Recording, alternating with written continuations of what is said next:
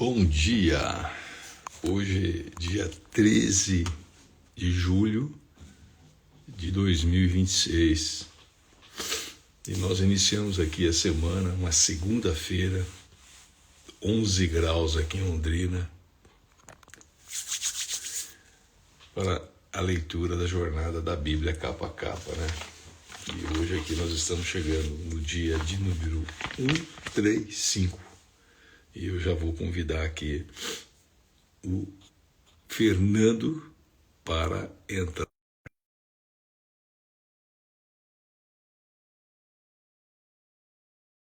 Leitura da Bíblia capa a capa.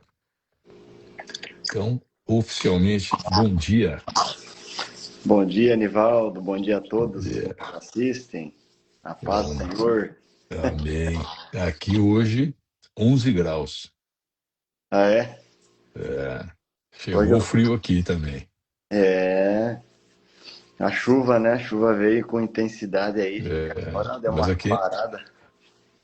você acredita que só garoou, choveu muito pouco no sábado e ontem já abriu o sol, hoje promete sol também, mas a temperatura deu uma declinada aí. Certo. Eu tô em Florianópolis hoje, na casa de uns tios.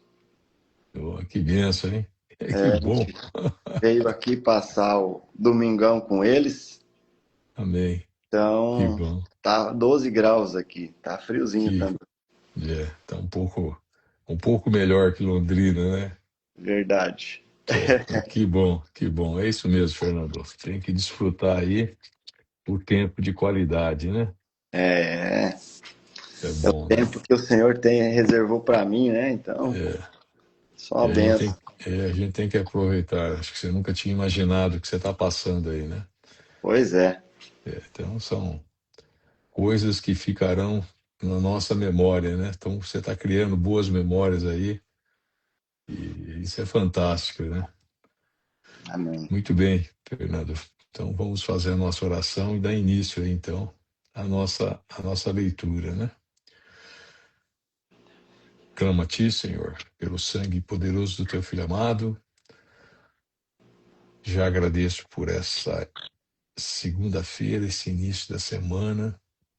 Agradeço por esse dia, que será um dia, assim, fantástico, Senhor. Um dia maravilhoso. Um dia que o Senhor vai estar nos protegendo, o Senhor vai estar nos dando livramento. E o Senhor vai estar dando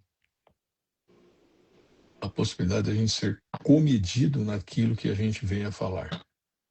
E que a gente possa estar transbordando na vida das pessoas para uma transformação conforme a sua vontade. Já agradeço aí pela vida do Fernando, pela minha vida. E peço então que o Senhor nos dê entendimento agora na leitura da sua palavra. Amém? Amém. Glória a Deus. Então hoje a gente começa aqui com um livro novo, no Velho Testamento, que é o 2 Samuel. E começamos no versículo 1. Davi recebe a notícia da morte de Saul. Depois que Saul morreu, Davi voltou da sua vitória sobre os amalequitas e ficou 2 dias na cidade de Ziclag. No dia seguinte, chegou um moço que vinha do acampamento de Saul para mostrar sua tristeza. Ele havia rasgado as suas roupas e posto terra na cabeça. O moço foi até o lugar onde Davi estava, ajoelhou-se e encostou o rosto no chão em sinal de respeito. E Davi lhe perguntou: De onde você está vindo? Eu fugi do acampamento israelita, respondeu ele. Conte o que foi que aconteceu, disse Davi. O nosso exército fugiu da batalha e muitos dos nossos homens foram mortos, disse o moço. Saul e o seu filho Jonatas também morreram. Como é que você sabe que Saul e Jonatas estão mortos? Perguntou Davi. E o moço respondeu assim: Aconteceu que eu cheguei por acaso ao monte Gilboá e vi Saul apoiado na sua lança. Os carros e os cavaleiros inimigos chegavam cada vez mais perto dele. Então ele se virou e me viu e me chamou, e eu respondi: Aqui estou, Senhor. Saul perguntou quem eu era, e eu respondi que era Amalequita. Aí ele disse: Fui ferido gravemente e estou morrendo. Venha aqui e me mate. Então eu subi até o lugar onde ele estava e o matei, porque eu sabia que logo que caísse no chão, ele morreria. Aí tirei a coroa da cabeça dele, a pulseira do seu braço e trouxe para o Senhor. Então Davi rasgou as suas roupas em sinal de tristeza. Todos os seus soldados fizeram o mesmo, choraram, se lamentaram e jejuaram até a tarde por Saul, por Jonatas e por Israel, o povo de Deus, o Senhor, pois muitos deles tinham sido mortos na batalha. Aí Davi pegou um almoço, perguntou ao moço que que tinha trazido as notícias: De onde você é? Eu sou malequita, mas estou morando aqui na sua terra, respondeu ele. Como é que você se atreveu em matar o rei escolhido por Deus, o Senhor? Perguntou Davi. Então chamou um dos seus homens e ordenou: Mate-o. O homem atacou o amalequita e o matou. E Davi disse ao amalequita: O culpado disso foi você mesmo. Você se condenou quando confessou que havia matado o rei escolhido pelo Senhor. Segundo Samuel 1, versículo 17, Davi chora por Saul e por Jonatas. Davi cantou essa lamentação por Saul, por seu filho Jonatas e por seu filho Jonatas, e ordenou que fosse ensinada ao povo de Judá. Essa lamentação está escrita no livro do justo. Os nossos líderes estão mortos nos montes de Israel. Caíram os nossos soldados mais valentes. Não contem isso na cidade de Gate, nem nas ruas de Asquelon, para que as mulheres filisteias não se alegrem, nem pule de contentamento as filhas dos pagãos. Não caia chuva nem orvalho nos montes de Gilboa, e que os seus campos não produzam mais nada, pois ali os escudos dos guerreiros valentes estão cobertos de pó, e o escudo de Saul perdeu o seu brilho. O arco de Jonatas era mortal, e a espada de Saul nunca falhava para derrubar os poderosos e matar os inimigos. Saul e Jonatas, tão queridos e maravilhosos, juntos na vida, juntos na morte, eram mais rápidos do que as águias e mais fortes do que os leões. Mulheres de Israel, chorem por Saul. Ele vestia vocês com vestidos de fina lã vermelha e enfeitava com joias de ouro. Os soldados mais valentes caíram e foram mortos na batalha. Jonatas está morto nas montanhas. Eu choro por você, meu irmão Jonatas, como eu o estimava. Como era maravilhoso o seu amor por mim, para mim, melhor ainda do que o amor das mulheres. Os soldados mais valentes caíram e as suas armas não têm mais utilidade. Segundo Samuel 2, capítulo 2, e nós estamos aqui no versículo 1, Davi é feito rei de Judá. Depois disso, Davi perguntou a Deus, o Senhor: Devo ir governar algumas das cidades de Judá? Sim, o Senhor respondeu. Qual delas? Perguntou ele. Hebrom, foi a resposta. Então Davi foi para Hebrom, levando consigo as suas duas esposas. Uma era Ainoã, da cidade de Gisreel, e a outra era Abigail, da cidade de Nabal, viúva de Nabal, da cidade de Carmelo. Davi também levou os seus soldados com as suas famílias, e eles ficaram morando nas cidades vizinhas de Hebrom. Aí os homens de Judá foram a Hebrom e ungiram Davi como rei de Judá. Quando Davi soube que os moradores da cidade de Jabes, da região de Gileade, tinha sepultado Saul, mandou que alguns homens fossem lá com a seguinte mensagem: que o Senhor abençoe vocês por terem feito a caridade de sepultar o nosso rei. Que o Senhor seja bom e fiel para vocês. Por causa do que fizeram, eu também os tratarei bem. Sejam fortes e valentes. Saul, o rei de vocês, morreu, e o povo de Judá me ungiu como rei deles. O comandante do rei de Saul, Abner, filho de Ner, havia fugido com Isbosete, filho de Saul, para Manaim, no outro lado do rio Jordão. Lá Abner fez Isbosete, rei das terras de Gileade, Asser e Gisrael, Efraim e Benjamim, na verdade, ele fez o rei de todo o povo de Israel. Isbosete tinha 40 anos de idade quando começou a reinar em Israel e reinou 2 anos, mas a tribo de Judá ficou fiel a Davi e ele governou Hebron 7 anos e meio. Segundo Samuel 2, versículo 12, a guerra entre o povo de Israel e de Judá. Abner e os oficiais de Isbosete foram de Manaim para a cidade de Gibeão, Joabe, cuja mãe era Jeruia, e os oficiais de Davi foram encontrá-los perto da represa de Gibeão. Lá todos eles se sentaram, um grupo de um lado da represa e o outro do outro lado. Então Abner disse a Joabe: deixe que alguns dos nossos enfrente alguns dos seus em uma luta armada. Está bem, respondeu Joabe. Aí 12 soldados representando Isbosete e a tribo de Benjamim lutaram contra 12 soldados de Davi. Cada um pegou o seu adversário pela cabeça e enfiou a espada no lado dele. E assim todos eles caíram mortos juntos, e por isso que aquele lugar perto da cidade de Gibeão é chamado de Campo das Espadas. Em seguida, houve ali uma violenta batalha e Abner e os israelitas foram derrotados pelos soldados de Davi. Joabe, Abisai e Azael, e os 3 filhos de Jeruia, estavam lá. Azael, que era tão ligeiro como uma gazela selvagem, começou a perseguir Abner, correndo atrás dele.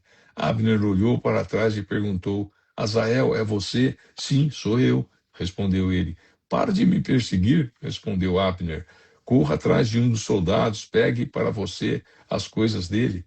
Porém, Azael continuou a persegui-lo. Mais uma vez, Abner disse: para de me perseguir, você está me forçando a matá-lo. Como é que eu poderia depois olhar o seu irmão Joabe nos olhos? Porém, Azael não parou de persegui-lo. Então Abner deu um golpe para trás com a sua lança. Ela entrou na barriga de Azael e saiu pelas costas. Ele caiu morto no chão, e todos os que chegavam paravam no lugar onde ele estava caído. Mas Joabe e Abisai continuaram a perseguir Abner, e quando o sol estava se pondo, chegaram ao monte de Amá, a leste da cidade de Giá, na estrada que vai para o deserto de Gibeão. Os soldados da tribo de Benjamim se reuniram novamente em volta de Abner e ficaram no alto de um morro. Então Abner gritou para Joabe: será que vamos ter de continuar lutando para sempre? Você não vê que no fim não vai sobrar nada, a não ser amargura? Nós somos seus irmãos. Até quando você vai esperar para mandar que os seus soldados parem de nos perseguir? Joabe respondeu: juro pelo Deus vivo que, se você não tivesse falado, os meus soldados continuariam a perseguir vocês até amanhã cedo. Então Joabe tocou a corneta, todos os seus soldados pararam de perseguir os israelitas e a luta acabou. Durante toda aquela noite, Abner e os seus soldados marcharam pelo vale do Jordão, atravessaram o rio Jordão e depois de marcharem toda a manhã do dia seguinte, chegaram à cidade de Manaim. Quando Joabe parou a perseguição, reuniu todos os seus soldados e viu que estava faltando 19, além de Azael. Porém, os soldados de Davi haviam matado 360 soldados de Abner, todos eles das tribos de Benjamim. Aí Joabe e os seus soldados pegaram o corpo de Azael e o sepultaram no túmulo da sua família, em Belém. Então marcharam durante a noite inteira, ao amanhecer chegaram a Hebrom. Amém? Amém. Então aqui a gente começa uma nova história aí de segundo Samuel. E agora nós vamos para o livro de Coríntios Coríntios 2, né? 2. Começamos ontem, Coríntios, 1 Coríntios do Novo Testamento, então é o número 2 e o Fernando vai fazer a leitura aí. Amém? Amém. Davi é feito rei de Judá. Depois disso, Davi perguntou a Deus, o Senhor: Devo ir a governar alguma das cidades de Judá? Sim, o Senhor respondeu. Qual delas? Perguntou ele, Hebrom. Foi a resposta. Então Davi foi para Hebrom, levando consigo as suas duas esposas. Uma era Ainoã, da cidade de Jezreel, e outra era Abigail, viúva de Nabal, da cidade de Carmelo. Davi também levou os seus soldados com as suas famílias, e eles ficaram morando nas cidades vizinhas de Hebrom. Aí os homens de Judá foram a Hebrom e ungiram Davi como rei de Judá. Quando Davi soube que os moradores da cidade de Jabes, da região de Gileade, tinha sepultado Saul, mandou que alguns homens fossem lá com a seguinte mensagem: que o Senhor abençoe vocês por terem feito a caridade de sepultar o nosso rei. Que o Senhor seja bom e fiel para vocês. Por causa do que fizeram, eu também os tratarei bem. Sejam fortes e valentes. Saul, o rei de vocês, morreu, e o povo de Judá me ungiu como rei deles. O comandante do exército de Saul, Abner, filho de Ner, havia fugido com Isbosete, filho de Saul, para Manaim, no outro lado do rio Jordão. Lá, Abner fez Isbosete rei das terras de Gileade. Aser, Jezreel, Efraim e Benjamim, na verdade, ele o fez rei de todo o povo de Israel. Isbosete tinha 40 anos de idade quando começou a reinar em Israel, e reinou 2 anos, mas a tribo de Judá ficou fiel a Davi, e ele a governou em Hebrom 7 anos e meio. Guerra entre o povo de Israel e o de Judá. Estamos lendo 2 Samuel 2, versículo 12. Abner e os oficiais de Isbosete foram a Manaim, para a cidade de Gibeon. Joabe, cuja mãe era Zeruia, e os oficiais de Davi foram encontrá-los perto da represa de Gibeon. Lá todos eles se sentaram, um grupo de um lado da represa e o outro do outro lado. Então Abner disse a Joabe: Deixe que alguns dos nossos moços enfrentem alguns dos seus em uma luta armada. Está bem, respondeu Joabe. Aí 12 soldados, representando Isbosete e a tribo de Benjamim, lutaram contra 12 soldados de Davi. Cada um pegou o seu adversário pela cabeça e enfiou a espada no lado dele. E assim todos eles caíram mortos juntos. É por isso que aquele lugar perto da cidade de Gibeon é chamado de Campo das Espadas. Em seguida, houve ali uma violenta batalha, e Abner e os israelitas foram derrotados pelos soldados de Davi. Joabe, Abisai e Asael, Os 3 filhos de Zeruia estavam lá. Asael, que era tão ligeiro como uma gazela selvagem, começou a perseguir Abner, correndo atrás dele. Abner olhou para trás e perguntou: Asael, é você? Sim, sou eu, respondeu ele. Pare de me perseguir, disse Abner. Corra atrás de um dos soldados e pegue para você as coisas dele. Porém, Asael continuou a persegui-lo. Mas uma vez Abner disse: Pare de me perseguir, você está me forçando a matá-lo.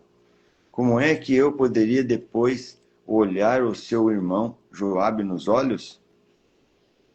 Porém, Asael não parou de persegui-lo. Então Abner deu um golpe para trás com a sua lança. Ela entrou na barriga de Abner e saiu pelas costas.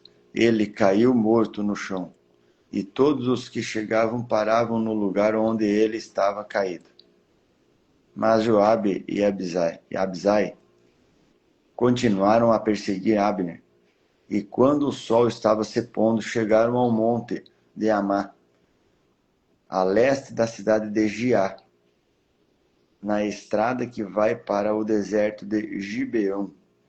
Os soldados da tribo de Benjamim se reuniram novamente em volta de Abner e ficaram no alto do monte. Então Abner gritou para Joabe: Será que vamos ter de continuar lutando para sempre?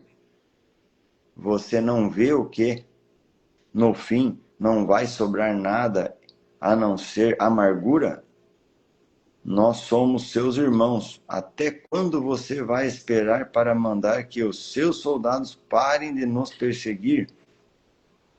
Joabe respondeu: Juro pelo Deus vivo que, se você não tivesse falado, os meus soldados continuariam a perseguir vocês até amanhã cedo. Então Joabe tocou a corneta. Todos os seus soldados pararam de perseguir os israelitas e a luta acabou. Durante toda aquela noite, Abner e os seus soldados marcharam pelo vale do Jordão, atravessaram o rio Jordão e depois de marcharem toda a manhã do dia seguinte, chegaram à cidade de Manaim. Quando Joabe parou a perseguição, reuniu todos os seus soldados e viu que estavam faltando 19, além de Asael. Porém, os soldados de Davi haviam matado 360 soldados de Abner, todos eles da tribo de Benjamim. Aí Joabe e os seus soldados pegaram o corpo de Asael e o sepultaram no túmulo da sua família, em Belém. Então marcharam durante a noite inteira e ao amanhecer chegaram a Hebrom. Amém. Amém. Fernando, o livro que você leu foi segundo Samuel 2. É mesmo, né? Eu estava vendo aqui. Amém, amém, que foi aí um repeteco que realmente chama atenção aí para essa história maravilhosa aí, né? Eu vou ler Amém. aqui agora, segundo Coríntios 2, e depois você lê Salmos, né? Só lembrando que nesse Coríntios 2, que é o segundo livro do livro de Coríntios, né? De 1 Coríntios 2, nesse livro revela a verdadeira sabedoria que vem do Espírito de Deus. Então, Amém. eu vou fazer essa leitura. A mensagem a respeito do Cristo crucificado. Meus irmãos, quando fui anunciar a vocês a verdadeira e secreta de Deus, a verdade secreta de Deus, não usei muitas palavras nem grande sabedoria. Por quê? Quando estive com vocês, resolvi esquecer tudo, a não ser Jesus Cristo e principalmente a sua morte na cruz. Quando visitei vocês, eu estava fraco e tremia de medo. O meu ensinamento e a minha mensagem não foram dados como linguagem da sabedoria humana, mas com provas firmes do poder do Espírito de Deus. Portanto, A fé que vocês têm não se baseia na sabedoria humana, mas no poder de Deus. 1 Coríntios 2, versículo 6, a sabedoria de Deus. Porém, para os que são espiritualmente maduros, anunciamos uma mensagem de sabedoria, mas não é de uma sabedoria deste mundo, nem dos poderes que o governam, e quem estão perdendo o seu poder. A sabedoria que anunciamos é a sabedoria secreta de Deus, escondida dos seres humanos, a sabedoria que o próprio Deus, antes mesmo da criação do mundo, já havia escolhido para a nossa glória. Nenhum dos poderes que agora governam o mundo conheceu essa sabedoria, pois, se a tivesse conhecido, não teriam crucificado o glorioso Senhor. Porém, como dizem as Escrituras Sagradas, o que ninguém nunca viu e nem ouviu, e o que jamais alguém pensou que podia acontecer, foi isso que Deus preparou para aqueles que o amam. Mas foi nós que Deus Mas foi a nós que Deus, por meio do Espírito, revelou seu segredo. O Espírito Santo examina tudo, até mesmo os planos mais profundos e escondidos de Deus. Quanto ao ser humano, somente o Espírito que está nele é o que conhece tudo a respeito dele. E quando Deus, somente o seu próprio Espírito, conhece tudo a respeito dele. Não foi o Espírito deste mundo que nós recebemos, mas o Espírito mandado por Deus, para que possamos entender tudo que Deus nos tem dado. Portanto, quando falamos, nós usamos palavras ensinadas pelo Espírito de Deus e não palavras ensinadas pela sabedoria humana. Assim, explicamos as verdades espirituais aos que são espirituais. Mas quem não tem o Espírito de Deus não pode receber os dons que vêm do Espírito e, de fato, nem mesmo pode entendê-los. E essas verdades são loucura para essa pessoa, porque assim, o sentido delas só pode ser entendido de modo espiritual. A pessoa que tem o Espírito Santo pode julgar o valor de todas as coisas, porém, ela mesma não pode ser julgada por ninguém. Como dizem as Escrituras Sagradas, quem pode conhecer a mente do Senhor? Quem é capaz de lhe dar conselhos? Mas nós pensamos como Cristo pensa. Amém? Amém. Então, aqui Muito agora bom. nós vamos para o devocional, que é Salmos 135, que são 135 dias da leitura da Bíblia capa a capa. Ok, Fernando? Ok. Hino de louvor. Aleluia. Louvem a Deus o Senhor, vocês que são seus servos, vocês que estão na casa dele, no templo do nosso Deus. Louvem o Senhor, porque ele é bom. Cantem louvores a ele, porque é bondoso, pois o Senhor escolheu Jacó para ser dele, escolheu o povo de Israel para ser o seu tesouro. Eu sei que o Senhor é grande, o nosso Deus está acima de todos os deuses. O Senhor faz com que quer tanto no céu, o Senhor faz o que quer tanto no céu como na terra, tanto nos mares como nos oceanos profundos. Dos fins da terra ele traz as nuvens, prepara os relâmpagos para as tempestades e faz com que o vento saia dos seus depósitos. Foi ele quem o Egito matou, todos os primeiros filhos, tanto os egípcios como dos seus animais. Ali fez milagres e coisas maravilhosas para castigar o rei e todos os seus servidores. O Senhor Deus destruiu muitas nações e matou reis poderosos. Ele matou Seom, o rei dos amorreus, Og, rei de Bazã, e todos os reis de Canaã. E a terra desses reis ele deu a Israel, o seu povo, para ser propriedade deles. Ó Senhor, todos sempre saberão que tu és Deus. todas as gerações futuras lembrarão de ti. O Senhor defenderá o povo de Israel, e ele terá compaixão dos seus servos. Os deuses das outras nações são de prata e de ouro, são feitos por seres humanos. Eles têm boca, mas não falam, têm olhos, mas não veem, têm ouvidos, mas não ouvem, e não podem respirar. Que fiquem iguais a esses ídolos, aqueles que o fazem, e também os que confiam neles. Louvem o Senhor Deus, povo de Israel, sacerdotes de Deus, louvem o Senhor. Levitas, louvem o Senhor. Todos os que temem, louvem o Senhor. Louvem o Senhor em Sião, em Jerusalém, onde ele mora. Aleluia. Amém, né? Amém.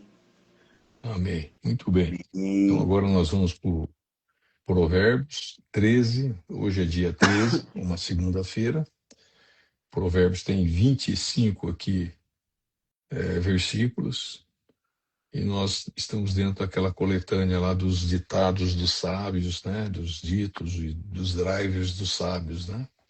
E ele começa assim: Filho, o filho sábio aceita os ensinamentos do pai, mas o que zomba de tudo nunca reconhece o que está errado. Os bons serão recompensados pelo que dizem, os traiçoeiros só desejam a violência. Quem toma cuidado com o que diz está protegendo a sua própria vida, mas quem fala demais destrói a si mesmo. Por mais que o preguiçoso deseje alguma coisa, ele não conseguirá, mas a pessoa esforçada consegue o que deseja. Os homens honestos odeiam a mentira, porém os maus dizem coisas indecentes e vergonhosas. A justiça protege os inocentes, mas a maldade do pecador o leva à desgraça. Algumas pessoas não têm nada, mas fazem de conta que são ricas. Outras têm dinheiro, mas fingem que são pobres. O rico tem de usar o seu dinheiro para pagar o resgate por sua vida, mas ninguém ameaça o pobre. Os homens corretos são como uma luz brilhante, porém os maus são como uma vela que está se apagando. O orgulho só traz brigas, é mais sábio pedir conselhos. A riqueza, que é fácil de ganhar, é fácil de perder. Quanto mais difícil for para ganhar, mais você terá. A esperança adiada faz o coração ficar doente, mas o desejo realizado enche o coração de vida. Quem despreza os bons conselhos acabará mal, mas quem os segue será recompensado. Os ensinamentos das pessoas sábias são uma fonte de vida. Eles ajudam a evitar as armadilhas da morte. Quem tem juízo ganha respeito de todos, mas quem não merece confiança está caminhando para a desgraça. O homem sensato sempre pensa antes de agir, mas o tolo anuncia sua ignorância. O mensageiro perverso causa desgraça, mas o de confiança traz a paz. Quem rejeita a correção acabará pobre na desgraça, mas quem aceita a repreensão é respeitado. Como é bom conseguir o que a gente deseja. Os que não têm juízo não querem abandonar o mal. Quem anda com os sábios será sábio, mas quem anda com os tolos acabará mal. A desgraça persegue os pecadores por toda parte, porém as pessoas corretas serão recompensadas com a prosperidade. O homem bom terá uma herança para deixar para os seus netos, mas a riqueza dos pecadores ficará para as pessoas honestas. As terras dos pobres produzem boas colheitas, mas os homens desonestos não deixam que elas sejam aproveitadas. Quem não castiga o filho não o ama. Quem ama o filho castiga-o enquanto é tempo. As pessoas direitas têm bastante para comer, porém os maus passam fome. Então aqui foram 25 versículos do capítulo 13, né? E aqui eu tenho aqui o versículo de número 3, que eu marquei, já postei, que fala assim: quem toma cuidado com o que diz está protegendo a sua própria vida, mas quem fala demais destrói a si mesmo, né? Então aqui é a mesma situação que está ali no temor do Senhor, que o Senhor fala lá em Provérbios 8:13, né? Aquilo que ele odeia, né? E uma delas é a pessoa que fala demais, que não é Hum. comedido ao falar, né? Que geralmente são os arrogantes, os soberbos, né? São as pessoas que têm os seus pés apressados para fazer o mal. Então, nesse livro de Provérbios, é interessante que ele também nos mostra que ele fala sobre a disciplina, essa disciplina vem do pai, ele fala das palavras, relacionamentos e do legado, né? Do legado do avô deixar alguma coisa para os netos aí, que muitas vezes não é só a herança, né? Da parte material, né? Mas aquilo que transmitimos espiritualmente. Então, quem toma cuidado com o que está protegendo a sua própria vida, quem toma cuidado com o que diz está protegendo a sua própria vida, mas quem fala demais destrói a si mesmo, né? Mesmo. Então, já postei no meu stories esse versículo aí, que é o do capítulo 13:3. Tem vários aí realmente importantes, né? Eu acabei escolhendo esse. E que Deus abençoe nós nessa segunda-feira aqui, nesse início de semana, semana maravilhosa, né? Então, que hoje a gente consiga ser comedido no falar. Amém, Fernando? Amém, amém. Assim sempre seja, né? Exatamente. Então, vou fazer a oração agradecendo esse período, a te rendo graças, Senhor, porque o Senhor é bom e aqui está presente todos os dias, nos surpreendendo aí com as suas palavras, Senhor. Muito obrigado pelo seu amor, pela sua graça, pela sua misericórdia que não tem fim. Agradeço já pelo entendimento dessa palavra nesse dia, nessa manhã. Fica conosco, nos dê o livramento, protege-nos, Senhor, dos nossos comentários aí, livra-nos do mal. Eu oro assim em nome de Jesus. Amém. Amém. Obrigado aí, Fernando, pela tua participação. Ô, Obrigado aí por Nival. estar firme aí, valente de Davi, né? E aqui nós É, estamos aqui, então, no número de 135, né? Poxa, são 135 dias. Eu é, imagino que você deve ter chego aí já nos seus 60 dias, né? estamos próximos aí. 52, se não me engano, né? Exato. É, Estamos firmes vai, aí com você aí. Vamos sendo canal aí de transbordo aí, né, sim, com para a vida certeza. de outros irmãos aí, né? E sintam-se Amém. convidados aí a participar dessa maratona conosco. É Uma, uma coisa, né, é uma coisa interessante, Fernando. Eu tenho que até deixar registrado aqui. Eu estou finalizando, então, a minha mentoria com o Rodrigo, né? Que você já viu que ele participou aí. O Rodrigo é engenheiro agrônomo, é um cara que está aí mais de 18 anos de formado, já passou por várias cooperativas, empresas. Hoje ele está aqui na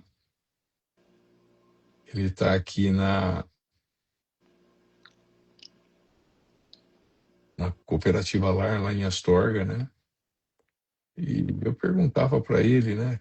Que ele colocou assim, sabe?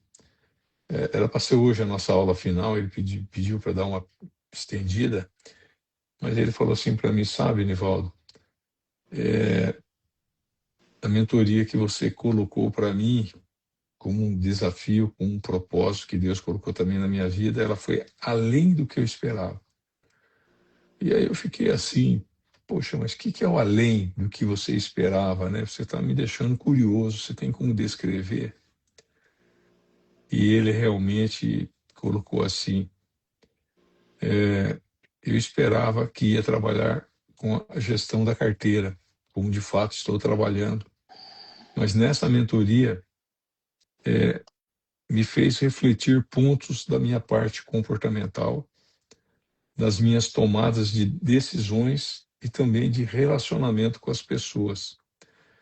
mas o mais importante foi melhorar a parte espiritual, as respostas de muitas coisas que está na Bíblia.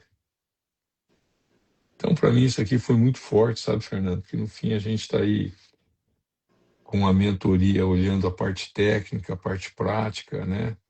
Mas no fundo a gente está passando os ensinamentos de Deus, né? A gente está transbordando alguns ensinamentos que a gente aprendeu, né? E eu fiquei muito feliz de ver isso aí. Também não sei qual que é a religião e a religiosidade dele, mas não me importa nesse momento. O que importa é que ele sentiu Ele a presença recebeu. de Deus, É, sentiu a presença de Deus e ele colocou aqui, né? que Melhorar a benção. parte, para mim, melhorou a parte espiritual com as respostas de muitas coisas que está na Bíblia. É uma Amém. benção, né? É uma Fantástico. benção. É E tá muito bom. mesmo, né? Tá mesmo. Cada leitura é um transbordo mesmo de alimento, É. de que bom que ele seja, que Deus realmente está tocando, trabalhando o coração dele aí, ele se Tá tornar cada dia alcançando, né? uma pessoa melhor aí, né? Em todas Amém. as áreas aí. Amém. Amém. Então, Fernando, até amanhã. Que Amanhã a Deus gente se abençoe. vê firme aí. Amém. Nós Você todos. tenha uma boa estada aí com o seu tio. Um abraço e seguimos firmes aqui. Tá Para bom? você também. Valeu. Firmes. Tchau. Abraço. Tchau. Outro. Tchau.